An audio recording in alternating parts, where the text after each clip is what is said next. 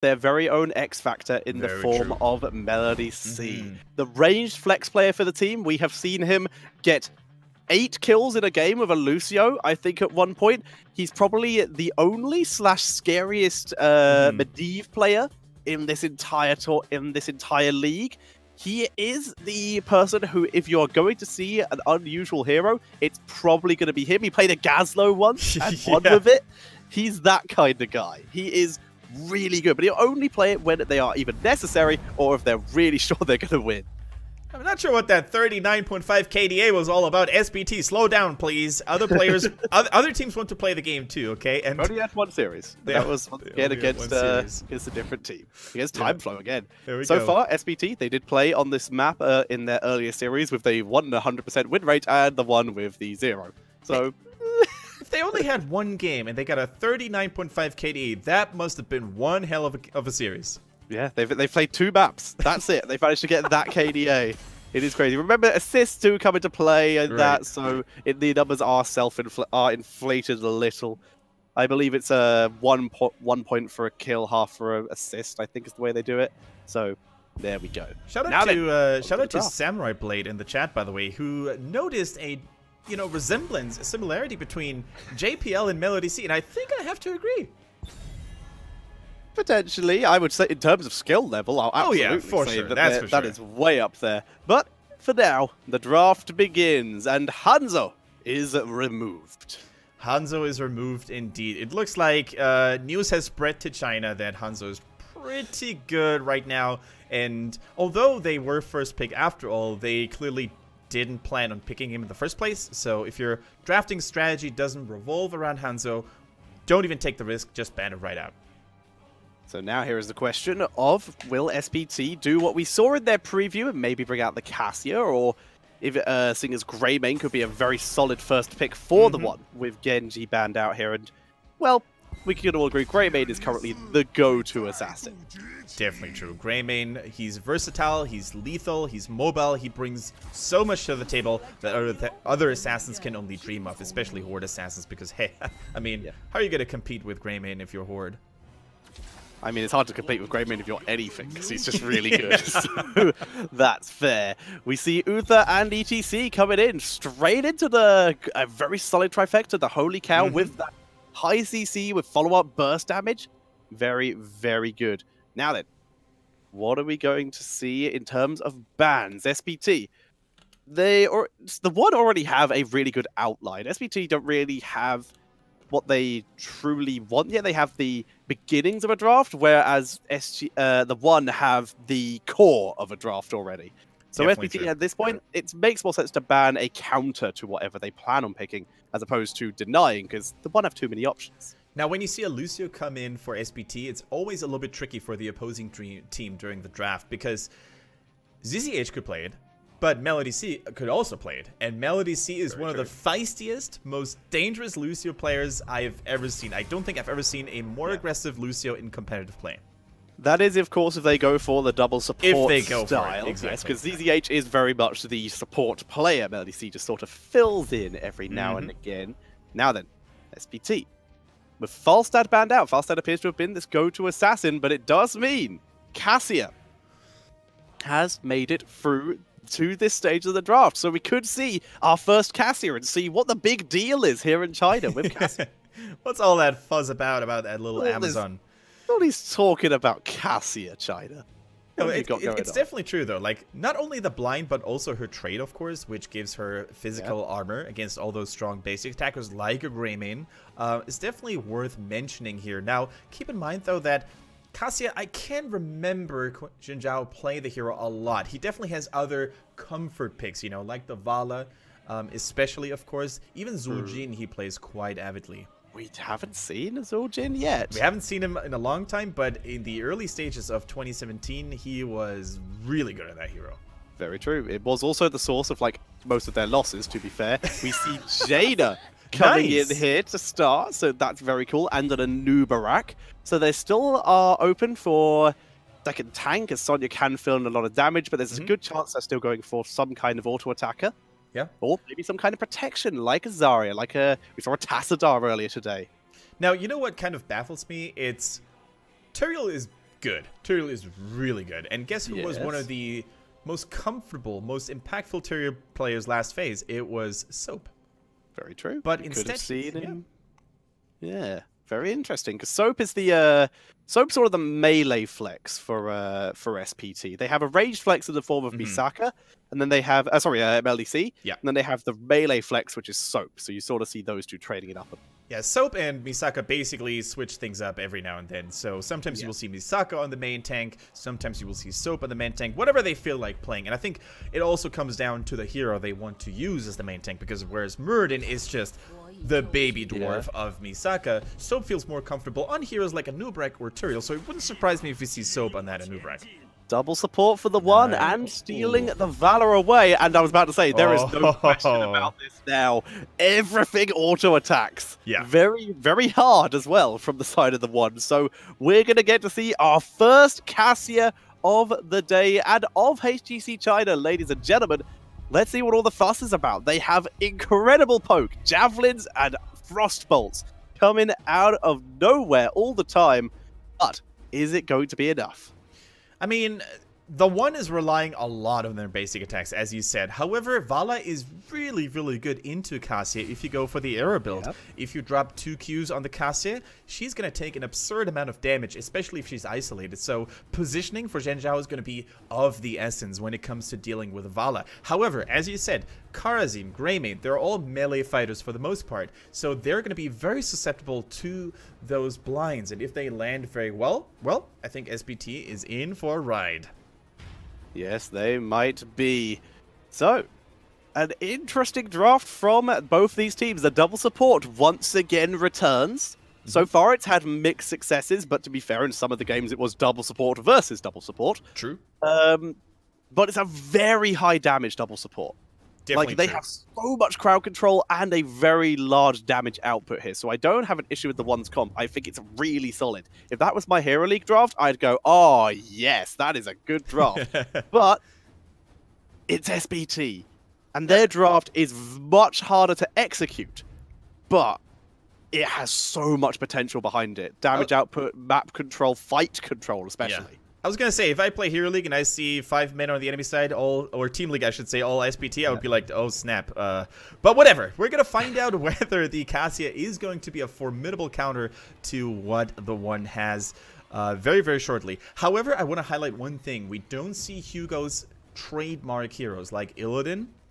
Sometimes he played a little bit of Thrall, a little bit of Malthael. Instead, we're probably going to see him on the Greymane, and I can't really recall... what else could he pick? He could pick Kharazim. It's the closest to a melee assassin. Kharazim, very true. Actually, a really good point. Really good point. And Kharazim, as you mentioned, he doesn't really fit in the traditional double support. He's basically a melee support / healer hybrid. No, Hugo is apparently on Valor, according to the preview screen. Yep, just saw it. So, yeah, fair enough. That's fine. We'll see. We've seen him on ranged heroes before. He does prefer the melee ones, but it's all good for now. Ladies and gentlemen, we are heading into Dragonshire for our first game of our final series of the day. And Kendrick, would you like to introduce the team on the left? I would very much like to do so. On the left-hand side in the blues, we have the one featuring their star player Hugo on the Vala. We have Lucky on that. Kharazim, Meng plays Greymane, Zado is Uther, and is going on that ETC. And on the right, our current Chinese champions, it is SPT with Zhen Zhao playing the Cassia, MLDC on the Jaina, Misaka on Anub'arak, Soap on the Sonya, and ZZH, he's on that Lucio. Yeah, and I really want to see what SPT can bring to the table now. As we said during the introduction here, they were probably not happy about the recent results in the tournaments themselves. I think if there's the biggest critic for that team and their results lately, it's probably themselves, because you have a lot of hopes and you have a lot of, you have a standard that you want to basically fulfill as a team, and SPT can't be too happy with the recent results. Why possibly? So we might be seeing a redemption or maybe even just a broken team. We have to see what we are going to witness here from the side of SPT. For now, build-wise, very standard, basically, from everyone here. Even Cassia going for the very usual charge strike. Yeah, we've seen a little bit of Q poke build in the mix every now and then, but charge strikes, especially when the enemy team relies a lot on melee heroes, which are very likely going to clump at some point, the AoE damage coming in with every auto attack is just too good to be passed on. And the ability poke, not so much required here when there is a Jaina on the board. True. Speaking of which, Jaina did go for globes as opposed to the more machine gun-based build that we saw before, but you can pretty much just carry on into that build anyway. The only thing is you're just going to be fighting from closer because the level 1 Frostbolt talent is just extra range as the Scuffle quite early on. Hehe, getting knocked up, and there's the kill from Cassia with the Fen. Yeah, I was going to say, if the rotations are on point, then this is the dream location for Jaina to start a fight, because in those choke points near the Siege Giant camps, her Blizzard, her Cone of Cold is all gonna land very easily, and of course you have a lot more CC available with a noob rack, and now Hugo needs to be careful. Hugo, where'd you go? Not in the stun. Good, he's safe for now. Misaka very nearly getting punished, but that Beetle saved his life. If the tower had been hitting him instead of the Beetle, he would have absolutely gone down. Yeah, that is a really nice point you bring up there, Tetcher. The Beetles can be used so versatilely. In the meantime, we see Uther go down. But here comes ETC trying to turn it around, but Soap, he just doesn't care. He's got no health. Melody C also in full retreat. Hugo staying alive, finally gets taken down, but David as well. Lucky trying to kill Misaka, but he bit off more than he can chew as ZZH, #1 player killer support, trying to finish off Lucky as well. Both these teams back and forth here. Wow, Lucky almost pulled a Mary Day in there. If he had landed a second kill with a second dash, that would have been outstanding. However, never Lucky. Sometimes he didn't have enough damage left because the shields from a noob wreck were also enough to prevent the damage. Speaking of a noob wreck, by the way, Tetcher, we've seen a change of builds very much so with the Regeneration Master coming in at #1. Yeah, there's not a huge amount of ability burst coming in here, so this makes a lot of sense. Instead of taking the Nerubian armor, getting that extra health regen is going to be nice. Another thing is Jaina sticking with a more safe build, that Frost armor, keeping her alive, and we see Karazim here, the air ally, not going for the blocks against Cassia or Sonya, or the extra healing, because there's a lot of AoE that can just kill them off really quickly. Yeah, definitely true. It looks like Karazim wants to provide more vision for the team, so they're safe from those Sonya and Nubrek flanks. However, as you said, Melody C on that Jaina plays this probably the safest way possible, with a lot of emphasis on defensive talents at level 4 already. Indeed, and we see Ring of the Leech, standard for Cassia. Good burrow charge in by a noob. The Uther healing, very nice though, but doesn't matter. Chen Zhao with the damage output. Yeah, fantastic stuff coming in. Uther providing a little bit of armor on that heal, keeping Vala, Hugo alive for just a little bit longer, but in the end, it was too much. On the flip side, though, we now see Melody C under a lot of pressure. The armor, the physical reduction is not enough to save him against Lucky, who gets another kill. Lucky really seems to be living up to his name here, playing a really decent Karazim. So far, he is, in fact, like you said, picking up a lot of the kills and doing a very solid job in lane. As TheOne only 2 kills behind. Not too bad. This is definitely a recoverable position. They are about half a level behind. ZZH Accelerando. He is out of there.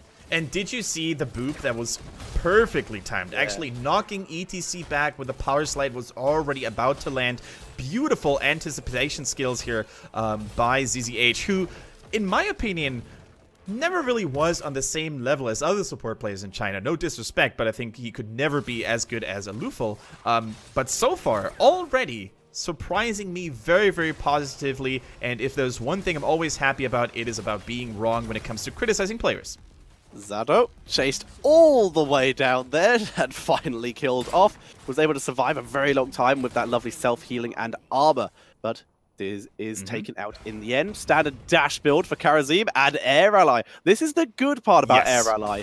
It is a very low cooldown compared to the other two, so you can use it for mobility a lot more. Exactly. It also has 2 charges compared to Spirit Ally and Earth Ally, who only have 1 charge. So you can actually use it to enhance Karazim's mobility quite a lot. And once again, in that kill in the bottom lane, ZZH was involved in the Lucio once again. I think ZZH is turning on the heat, and if he maintains that shape throughout the entire season, I think SPT is going to be even scarier than they already are.